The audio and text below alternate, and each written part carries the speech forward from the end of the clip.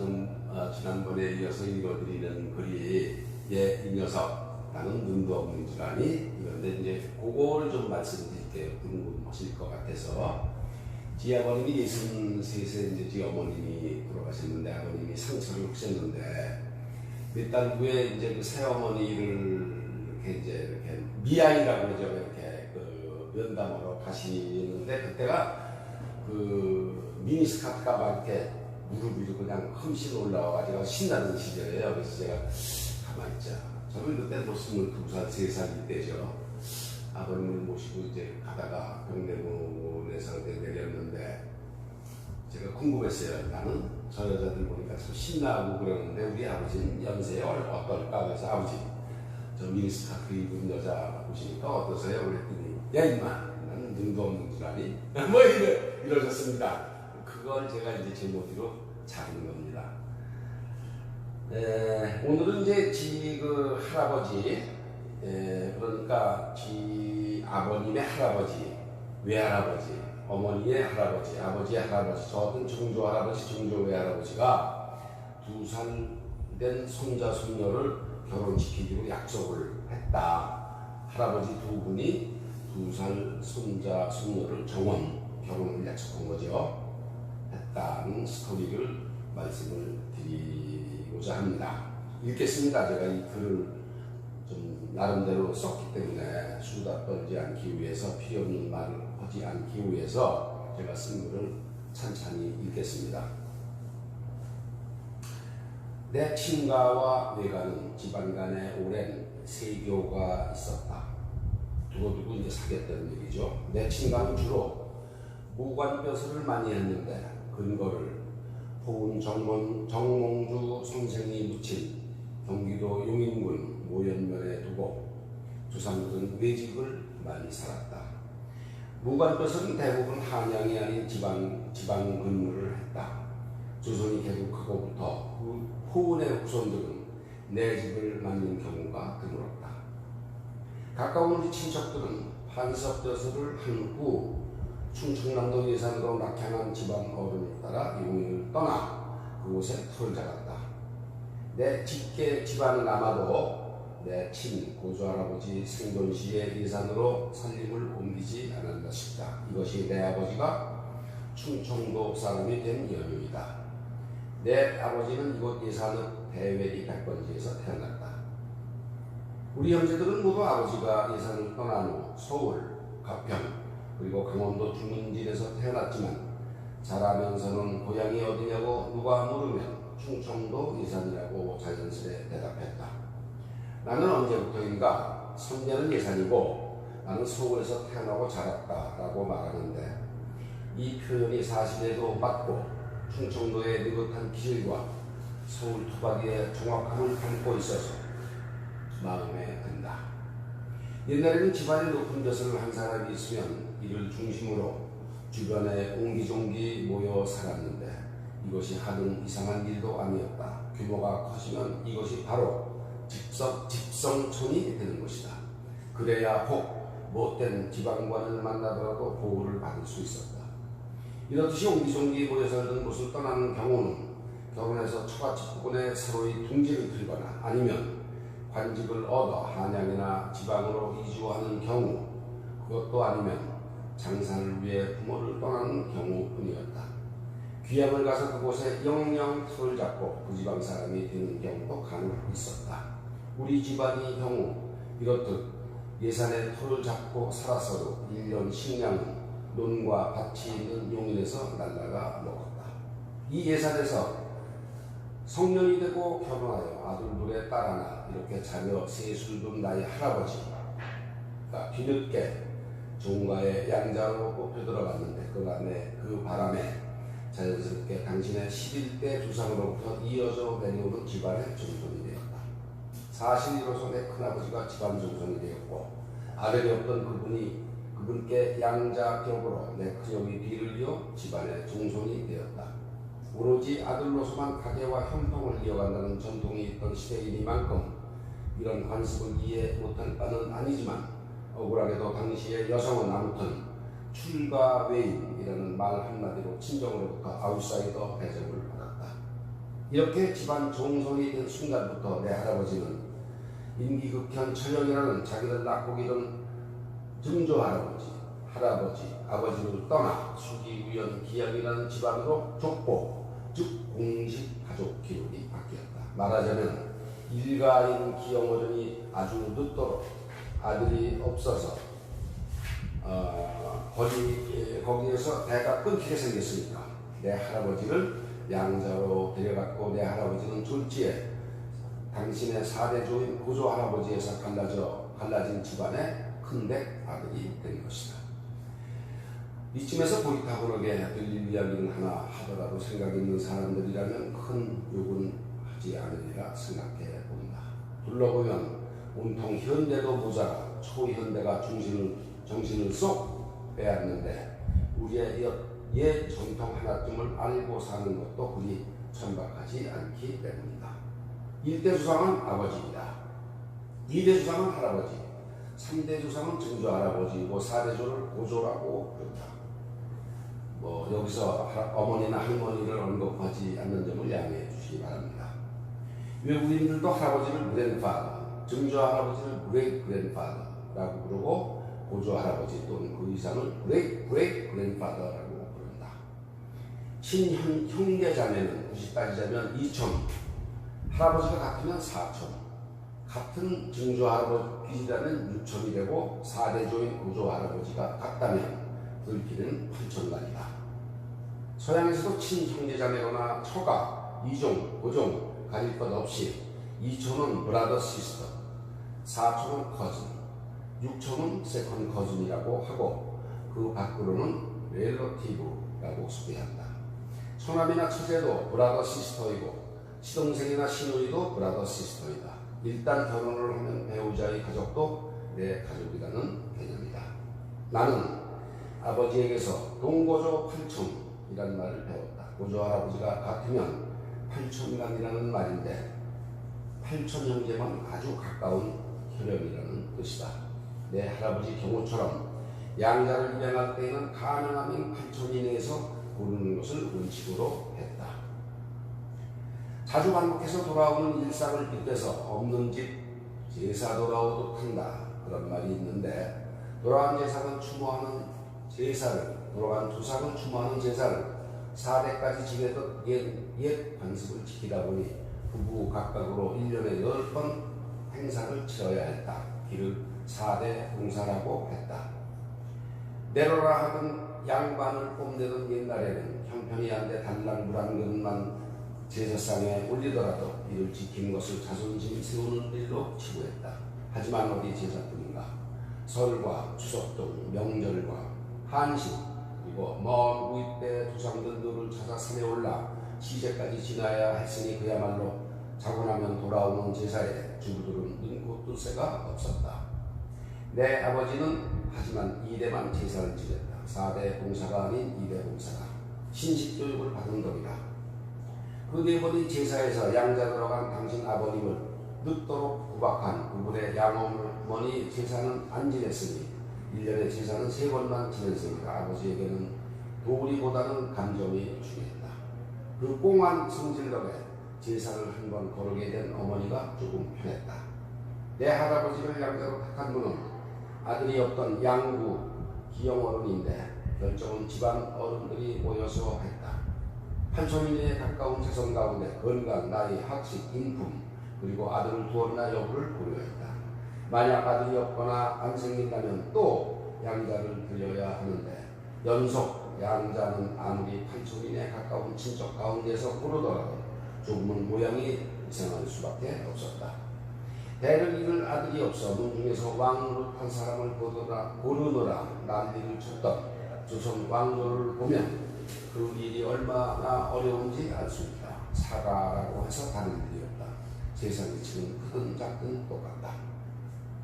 내 할아버지는 인품, 외모, 학식이 뛰어났다. 결혼해서 자식을 둔 나이에도 지독한 양어머니 신수를 고스란히 받아냈고 조상 제사도 잘 모셨다. 준수한 내 큰형이 할아버지를 꼭 빼간다는데 망검을 쓴 사진으로만 뵈면 분장한 배우라고 해도 속을 만하다. 지금의 해군 장령급의 수군 벼슬도 하고 고을 원님도 지낸 부모 밑에서 자랐고 본인도 벼슬을 살지는 못했으나 좋은 칼품의 능참봉으로 학식도 있었다. 능참봉이란 굳이 지금으로 해석하면 공무원의 주무관, 육급 주무관쯤으로 이해하면 되겠다. 능참봉은 왕실로부터 적지만 유록도 받았다. 또 덕두꺼비 같은 아들을 둘이나 두었으니 봉제사하느라 양자를 드릴 염려도 없었다. 종성은 장남, 즉 맏아들에서 맏아들로 이어져 내려오는 혈통을 일컫는 말로 종성에게는 수성들의 제사를 주관하고 그 집안의 주요한 의사결정을 해야 하는 책무가 있었다. 하지만 대대로 물려오는 재산도 함께 물려받는다. 의무와 고난을 함께 받는다. 원래 내 할아버지는 6 형제 중 장남이었다. 하지만 양자를 들어가면 자기를 낳아준 집안과는 공식적인 관계가 절연되던 것이 당시의 관습이었다. 내 할아버지는 42의 나이에 장티부스로 돌아갔는데 그 나이 되도록 양아머니로부터 많은 구박을 받았다. 마당에 쌓인 눈 위에서 저녁부터 새벽까지 추위에 떨며 밤을 보내기도 했다. 내 아버지는 당신 아버지가 무서운 할머니에게서 이렇게 구박받는 모습을 눈으로 보았기에 양할머니 제사를 안 지냈다. 아버지는 우리에게 단 한 번도 그분이 우리 증조 할머니라는 말을 안 했다. 그리고 꼭 모랑 할머니라고 불렀다. 양자에 대한 좋지 않은 기억이 있어서 딸만 셋의 아들이 없는데 큰아버지에게 종성의 대를 잇도록 큰형을 양자로 바치면서도 끝내 고족이나 족보를 고치지는 않았다. 이에는 물론 어머니 고집이 큰 역할을 했다. 이 때문에 큰아버지 내외는 계수인 내 어머니에게 섭섭함을 가졌지만 억센 어머니는 끝내 주장을 거두지 않았다. 아버지는 필시 많이 눈에 보이는 마누라 핑계를 내며 형님청을 거절했기가 십상이다.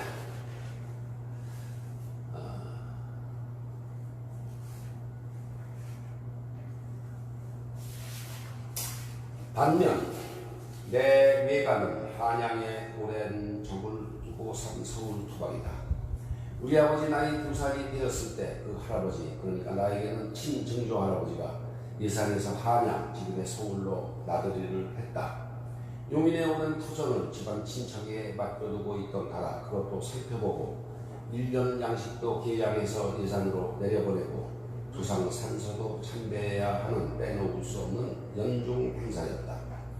한양에 올라와서는 오랜 집안 친구인 내 외증족도 만났다. 각각 30이 넘은 아들을 두고 있는 두 어른도 머지않아 환갑을 바라보고 있었다. 두 노인은 일본의 이토 히로부미가 대한민국의 고종 황제를 눌러 강제로 을사고 조약을 맺은 이야기부터 시작해 그에 반대해 자결한 충정공 민영왕 대감 이야기, 황제가 곧 자기를 황세자에게 물려주고 비로 물러나 앉으려 한다는 한간의 소문, 이또가 궁중내의 미주알 고주알 본격적으로 간섭을 한다는 이야기, 그리고 지방에서도 조약에 반대하는 승리들이 여기저기서 자결을 하고 있다는 등등 어수선한 세상 이야기를 나누었다. 화제가 집안 이야기로 옮겨갔다. 나도 이제 손자가 둘이 됐네. 지난 을사 4월에 둘째를 얻었어. 벌써 2돌이 지났구먼. 아, 그러신가? 그거 아주 경화할 일이로군. 나도 을사 8월에 손녀를 봤네. 이런 이야기 끝에 두 노인은 2살 된 손자, 손녀를 배필로 정했다. 그리고 각자 집안에 알렸다. 당신들이 없더라도 흔들림 없이 이행하도록 아들 며느리에게 일찌감치 유언도 남겼다. 두 할아버지는 서로 저 집안이라면 믿고 결혼을 해도 크게 잘못된 일은 없겠구나 하고 생각했다. 내 아버지는 태어난 예산에서, 그리고 내 어머니는 은퇴한 할아버지를 따라 경기도 양주의 변대면에서 어린 시절을 보냈다. 두 사람은 커가며 할아버지가 이미 생전에 정해놓은 배필이 있다는 이야기를 들었다. 처녀 쪽 내 어머니는 상대가 어떤 모습인지, 성격은 어떤지, 시댁은 어떤 사람들인지 궁금한 게 많았지만 물어볼 데도 없었다. 그리고 때가 되면 어련히 식은 올려줄 터이니 그런 줄 알고 바느질과 음식, 상 차리는 법, 장담 그는 법, 김장하는 법 등을 잘 배워두도록 훈시를 받았다. 그는 살림하는데 아무짝에도 쓸모가 없으니 애써 배울 필요가 없다고 했다. 한양 근교라고는 하지만 양주 시골에서 처녀 시절을 보낸 내 어머니가 18 꽃봉오리 같은 나이에 해겨운 덕릉을 출발하여 한양으로 가서 장안행 열차를 탔다. 그리고 몇 시간의 여행 끝에 오빠와 같이 예산역에 내렸다. 세상에 나온 후 처음 타보는 기차였다. 검은 연기를 뿜어내는 커다란 기관차가 끄는 긴 열차를 타니 속도 울렁거리고 석탄 타는 냄새에 멀미도 난다. 기차에서 내려 땅을 밟으니 살 것 같았다.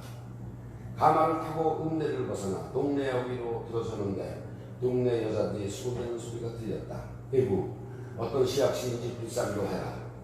봄보에 꽃을 데리고 어찌 살고. 어머니가 이 말에 가슴이 철렁 내려앉았다. 시댁의 방 하나에 짐을 풀었으나 신랑 곱빼기도 볼 수 없었다. 홀례식에서도 내내 몽성만 내려다 봐야 했다. 새색시가 어디서 감히 고개를 들어 들기를. 첫날 밤 신방에 들어가서도 고개를 들 수가 없었다. 동네 아낙들이 문에 구멍을 내고 안을 들여다보고 있으니 신랑도 덩달아 어쩔 줄 몰라 했다. 덧문을 닫고 촛불마저 훅 불었더니 깜깜절벽이었다. 잠자리에 들어서도 숨을 뻗어 곰보인지 꼭추인지 더듬어 볼 수도 없었다. 새벽같이 잠을 깬 우리 어머니가 고나게 자는 신랑을 보고 기겁을 했다. 꼽추는 혼영, 키가 6척에 앞뒤로 튀어나온 두상, 그리고 신식 상고머리와 희멀겋게 잘생긴 모습에 친정을 떠날 때의 아쉬움이 눈 녹듯 사라졌다.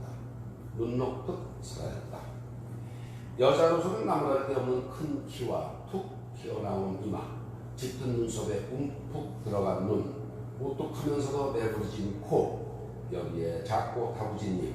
그래서 사람들이 모두 서양 여자 같다며 놀렸다던 우리 어머니에게 신랑은 하나도 뒤지지 않는 귀골이었다. 어머니 머리는 아주 예쁜 처레처럼 알맞게 작고 앞뒤로 살짝 짱구가졌다. 검고 풍성한 머리는 항상 동백기름에 차르르 윤이 났다. 가르마를 내어 양쪽으로 바싹 잡아당겨서 은비너로 쪽을 찐 머리는 언제 봐도 하나였다. 잠을 깬 신랑도 입이 벌어졌다. 훗날 연세가 들었어도 간혹 몸살로 알아누웠을 때조차 어머니의 머리만은 웅크러짐이 없었다. 에그조틱하기까지 했던 어머니는 살짝 튀어나온 당신이마가 당신 보기에도 예뻤던지 60이 가깝도록 실을 2겹으로 꼬아서 이마에 장터를 뽑았다. 이렇게 맺어진 두 사람은 자녀 10을 낳아 그중 7을 온전하게 키워냈다. 나는 이따금 10번의 임신으로 평생 100개월을 불편했을 어머니를 상상한다. 어머니는 배가 불러와서야 애가 들어선 걸 알았을 정도로 입덧이라는 걸 몰랐다. 출산 후 3, 7일을 기다리기가 답답했을 정도로 건강했다. 내 어머니는 무학이다. 학교 없는 덕을 밟은 적이 없다. 어찌어찌 간신히 한글을 떼친 정도다. 아버지는 관동 대지진으로 3년 만에 접기는 했지만 일본의 보통학교 유학도 다녀왔고 서울의 중앙고고 편입해서 18회로 졸업했다. 그리고 세브란스 의전을 10회로 졸업했다. 유학 전에는 예산의 서당에서 한자와 붓글씨도 익혔고 초등학교도 다녔다. 일제 식민지 하에서는 초등학교를 국민학교로 했다. 14살에 일어나 3일 독립만세 때에는 2km 떨어진 읍내로 가서 대한독립만세를 3번 외쳤다. 그리고 말 그대로 꽁지가 빠지게 집으로 도망쳤다. 아마도 어머니는 시골 때까지 별내면에 읍사무소가 있던 퇴계원을 멀리 벗어나 보지 못했다. 20년은 좋게 넘었을 읍을 드나들자면 머슴이 지게짝대기를 들고 마중을 나가야 했을 만큼 어머니가 살던 수락산 동편의 덕릉은 외졌다. 1945년 해방이 되고 6살 똘똘이 내 둘째 형이 외가를 갔을 때도 그랬다. 그보다 훨씬 더 먼 옛날 젊은 처자가 외출한 일은 닷새에 한 번 열리는 장구경 정도가 고전이었다. 우리 부모는 평생 꼭 한 번 부부동반 나저리를 해봤다. 신혼시절 종로 상가에 있던 극장 단상사로 영화를 보러 갔는데 어머니가 영화를 보던 중 혼절을 했다. 변사가 대사를 읊어주는 무성 영화를 보던 중이었다. 난생 처음 보는 이 활동사진에 어머니가 시호크를 받았다. 영화가 처음 들어왔을 때 사람들은 이를 활동사진이라고 했다.